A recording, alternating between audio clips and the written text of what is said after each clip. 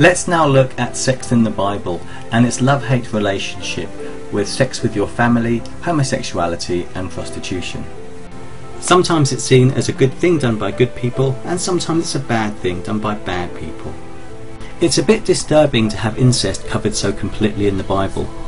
Before God gave his laws to the Jews in Leviticus forbidding same chromosome relationships, Lot impregnated both his daughters when he was drunk.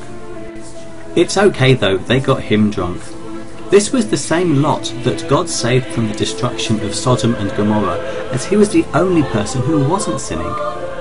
Lot wasn't the best dad though. When the angels came to warn him to leave and the crowd outside his house wanted to rape the angels, Lot tried to placate the crowds by offering to send his virgin daughters out to be raped instead, as a kind of distraction. God or Jesus, or God Jesus, depending which part of the Bible you're reading, went on to take back the laws of Leviticus as he said they were man-made. This was after he said they came from him.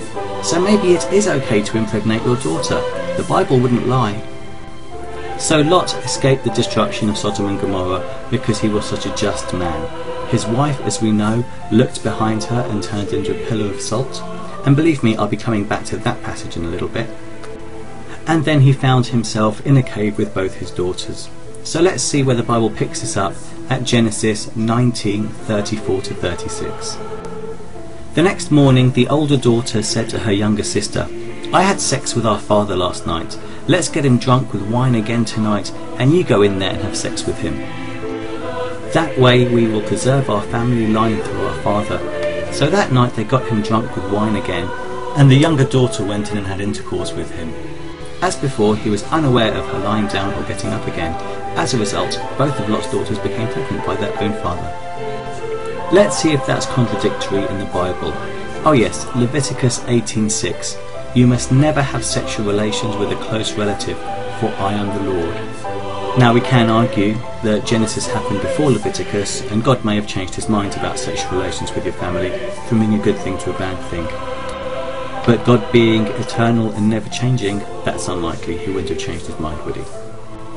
Let's jump forward a few chapters now to Genesis 29, where we can look at marrying members of the same family, or in fact our family. Here we're going to talk about God's favourite, Jacob. He says, "It is not our custom here to marry off a younger daughter ahead of the firstborn." Laban replied, "But wait until the bridal week is over, then we'll give you Rachel too, provided you promise to work another 7 years for me." So Jacob agreed to work 7 more years. A week after Jacob had married Leah, his cousin, Laban gave him Rachel, her sister, too.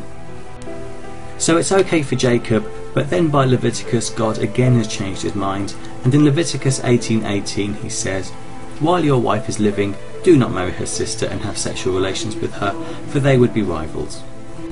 Moving away from sex with your family now onto homosexuality.